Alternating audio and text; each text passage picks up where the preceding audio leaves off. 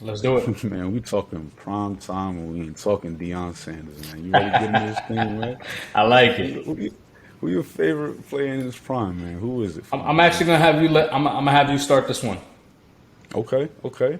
I'm gonna start with my boy Russell Westbrook, the triple double god, the triple double king.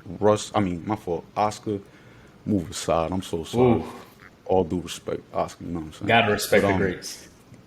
For sure, for sure. We're gonna talk about Russell Westbrook, man. He and before I get into Russ too much, I want to define prime a little bit. For me, prime is not a certain time in your career when you were at your best with numbers or you look the best, the eye test. No, it's a point in time based off of age from about 27 years old to 33 years old. That's it for me. That's your prime. That's a player's prime. And so Westbrook just turned 33. Well, he's 33, 34. His first year with the Lakers, he was 33 years old. So that means Westbrook's prime is over. Like, we're done. It's done for. But in the midst of his prime, he was something to behold. Honestly, we're talking about someone who did it after KD, someone who did it before Paul George, someone who was the second best scorer or shooter on his team religiously, someone who isn't a prolific shooter at that. And he was able to get this team to the playoffs year in and year out and compete year in and year out without a jumper. Year in and year out as the Energizer Bunny we all know and love. Russell Westbrook. You're talking about triple double God here. With the Wizards, he did it. People don't want to talk about the Wizards here with Bradley Beal. People don't want to talk about year after year having a new star to interact with, to coexist with, when it's already hard for him to coexist because of his lack of skill. Russell Westbrook needs to be up there and recognized and not critiqued for what he's doing outside his prime, but praised for what he did inside of his prime because we will never see another Russell Westbrook. It took us hundreds, it feels like hundreds of years. I ain't that old, but it feels like a long time since we've seen someone be able to average a triple double. We're talking about generations. Our grandparents, come on now. Yeah. That's a long time now. So we talking about Luka Doncic, someone who has potential to do that. LeBron James, who has potential to do that, who had potential to do that. The Joker. Now, a lot of people have potential, but to actually go do it. And we talk about past that and this, past that and that. Even if people decided to have the mentality of a pad statter, do you have the ability, the capability of a 6'3" force to go get 10 boards a game? Yeah, you gotta. In order to get rebounds, you gotta want to get rebounds. And I'm just getting started with the 10 assists a game with the roster that you are the second best or the best shooter on the squad Yeah, that any given night. yeah, That is hard to do. very. You talking about pass statting assists? How? He still has to make it. Andre Roberson. I want to hear that. So next we're gonna get into well actually we'll segue into your favorite. Who's your guy? Yeah. My favorite. You're gonna like this one, man. What's up? Dwight Howard, man. Okay. I don't think too many people know who Dwight. I would say the younger, right, the younger guys, but Yeah. because we know, if you know, you know, right? Dwight hmm Howard was the guy you wanted on your team as far as a defensive monster. You're talking about a guy that is a multiple defensive player of the year in his prime, who hmm was at one point they were saying he was Shaq. He took Shaq's name as Superman at one point. Yo, We wearing the was cape and we was everything. calling Dwight Superman, who brought that Orlando Magic's team full of shooters. Right? They was shooting that ball. They had Rashard Lewis. They had Hedo Turkoglu. Maurice Petrus, Jameer Nelson was a hmm problem on that team. hmm I think JJ Redick was on that team, hmm right? hmm Brought that team full of shooters to the NBA Finals at one point. He didn't get his ring until later in his career, but we're talking about a dominant defender in this league at one point. Um, Easily a Hall of Famer. I want to give it to Dwight because in his prime, he was a monster, man. A true monster, man. A true monster. Um, I, his defensive abilities were, out this world, man. His athleticism was crazy. Yo, like seeing him just not evolve in a sense because I feel like he's always been the same type of guy, you know, the fun loving guy. You know what I'm saying? Like, Yeah. he gonna come and shoot from half court before every game. You know, but you know what you're gonna get out of him. You know what I'm saying? If he's healthy, he's that guy. Yeah. And it was great to see him get a championship. You know, even though it was a bubble championship, how you would say. Yeah. But, Bubble you championship. know, yeah, I'm proud he was able to, you know, do that, and appreciate, you know, not going Shaq on us or anything like that. You know, Kobe would have really had to do something to you back in '09. But anywho, we're gonna get into. So that's a perfect segue for me because we're gonna talk about the best player in their prime, in my opinion, and that's Nice. Kobe Bean. We ain't talking about 9 Bean. We talking about Kobe Bean. Kobe Hey, Bean shout out Bryant. her too, man. Oh yeah, shout out baby Nine. Appreciate you being on the party for the first time. Appreciate that. Much love. I'm proud of you, baby. So we talking about Kobe Bean, and we got Kobe Bean in his prime right when Shaq said, "I'm out of here. I'm going with D Wade." Kobe, to me, was in his prime from 27 to 33, and in that time, we seen him not have what he needed to win championships. We seen him with Smush Parker, Kwame Brown, Chris Mims, Sasa Vujacic, Luke Walton, but once he was able to get Pau Gasol, good player, real good, solid player. We even go great. Pau Gasol's a great player. Anyway, with that being said, he went not only to 2 championships but to 3 Western Conference appearances against what I would like to call a super team: Rondo, Ray, Paul Pierce, and KG. They lost in the first year. The second year, Pau Gasol was there, but for the first year that the Boston got together, and then they beat Orlando. You got Dwight Howard, and then they were able to get their revenge on the Boston Celtics in 2010. But Kobe, before the championships, when he was playing with Smush Parker, Kwame Brown, he was able to, in his 27th year, average 35 points per game while also being on the all-first team defense of team that year. Kobe Bryant was a dog. Number 8, dog. 2-4, a crazy dog. We're talking about the Black Mamba, who was born because I believe Shaq said, "I'm about it." If Shaq wasn't a part of the Black Mamba, I feel like my fault. If Shaq wasn't a part of the Lakers, I feel like we see the Black Mamba sooner. But because of that, you know, it was a little delayed. Shaq was able to win 3 championships, make it to 4 championships with a young Kobe, 21-year-old, 22-year-old, and 23-year-old Kobe. And in that span, Kobe, especially at 22, he was able to average 28.5 points per game at 22. And then also take over games in the postseason. When I say take over, I mean without Shaq. But even with Shaq, he was considered the closer because of his great and elite ability. And that's why the ability plus the defensive locked-in mentality, the Mamba mentality, the leadership, not running away from a challenge, but embracing it and facing it, and not running to other megastars, running to other leaders, running to other guys who've proven it.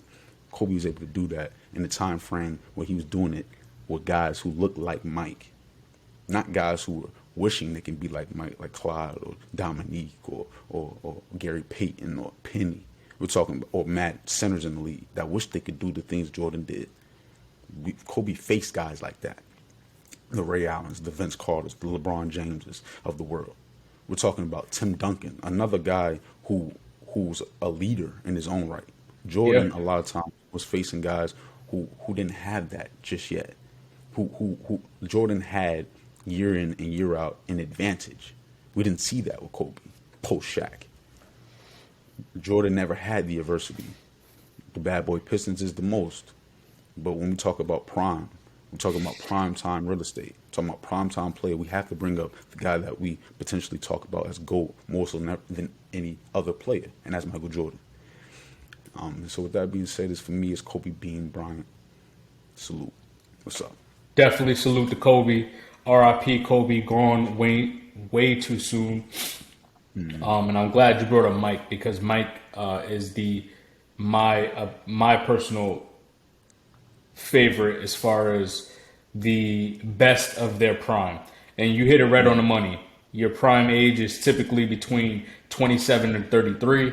Mine was very slightly under it. It was just 26 to 32. Hey, it's pretty much the same thing, right? Rock with that. And when Jordan broke out, right, because he played in a very, very tough era as far as physicality. And when he broke through and got through the bad boy Pistons finally and won his first ring, first three-peat. And that team did go three-peat at the age of 28, 29, 30, right? Still in your prime, right? Mm-hmm. You then take 2 years off. So that brings us to 33, 34, 35. So outside of his prime years, quote unquote prime years, Jordan then won another three-peat, right? The ultimate winner, a guy that makes the game just look so easy. It looks like it was just natural for him. The way he was Air Jordan, literally Air Jordan. Every time he goes up for a layup and he spins around or he up and under, it just looks it looks fake, right? The way he's able to glide through the air, right? His mid-range game was crazy because at that point the three really wasn't as popular as it is now, right? So his mid-range was crazy.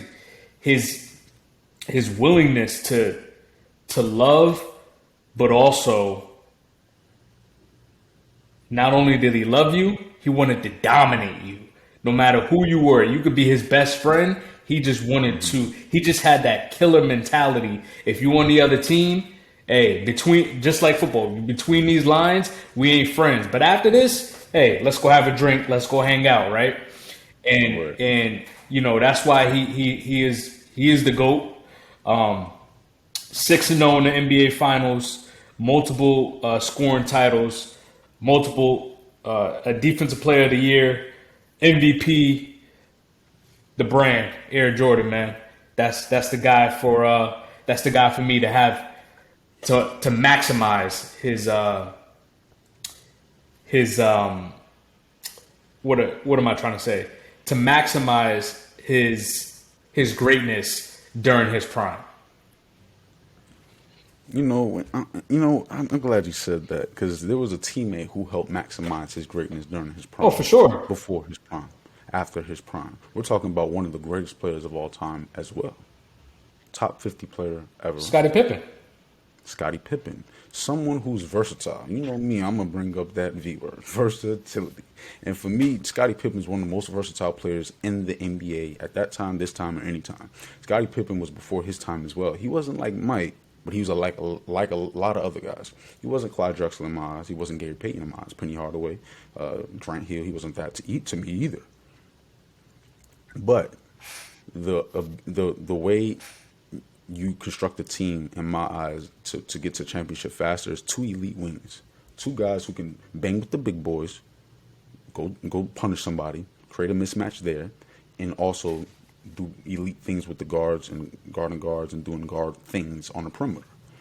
Wings can do that more so than a center, more so than a guard. So when you have two elite wings in an era where there aren't any other elite wing duos, you have an advantage. There were a lot of centers. It was a center era. Yes, it was a very difficult era. Even in the 80s, Jordan came up in that era too. He didn't win anything in the 80s, but he accomplished a lot in the 80s. You're talking about the Defensive Player of the Year. You're talking about multiple All-Star game appearances, 10 scoring titles, I think, in a row. This guy was dominant in a different fashion. But we're not going to speak on Jordan and his GOAT status without speaking on Scottie Pippen and how he helped him become GOAT before this guy Bean came around. Bean didn't have the versatile guy next to him. He had Shaq. He had Shaq. I'm not done. Yes, he had Shaq. Come on, man. What did Jordan do without Scottie? Come on. Oh, my fault. So as far as Shaq. First of all, Shaq he was young. He was young. Jordan was young before he had Scottie. Yeah, and Shaq had a young Kobe. Yeah. So he won right. So my thing is, with a young Scottie, Jordan did, and with a young Scottie, Jordan did what? They didn't win rings yet, but Scottie proved more without Jordan than Jordan did without Scottie. Scottie Pippen was one game away from the NBA Finals. When I say one game, I mean literally. They lost Game 7 of the NBA Finals without Michael Jordan. Okay, but Shaq won one ring with D Wade in Miami and Alonzo Mourning. Yeah, but Alonzo was way out of his prime then. But he was a way better defender than Shaq was at that time. Okay, but And Shaq so won. you talking about Shaq two won stars. one ring after Kobe, and Kobe won two rings after Shaq. So what are we talking about? I mean, at the end of the day, they both great.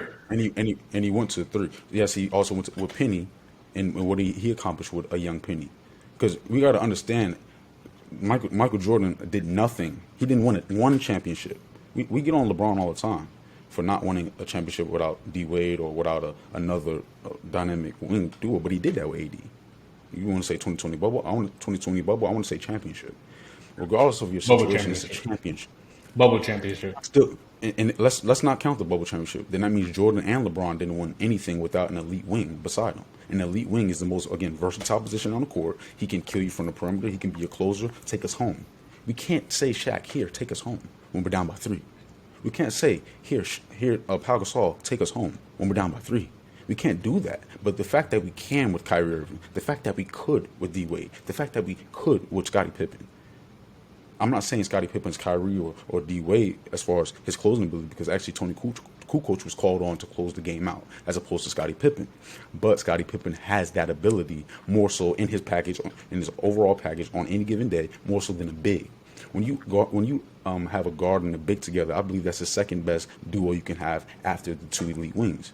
But with that being said, that guard has to be able to close, because the center position, unless you're talking about Joel Embiid, there's not many 3-level bigs ever. So when we're down by 3, now we're in a predicament here. When we need a free throw, we can't just call on you because they might hack you. Then what? When you're afraid to go to the free throw line. So LeBron. I don't think Shaq was afraid to go to the free throw line. I just think he just couldn't shoot free throws. When I say afraid, I mean the coaching staff. When we're saying we're going to draw up a play for somebody, it ain't going to be Shaq. If we're down by 1 or 2, maybe. But we're talking about someone who's elite everywhere. Having 2 of them on the court at the same time, who can take a shot from anywhere on the court at the same time, that's an elite ability within your team. And Kobe ain't had that too much, but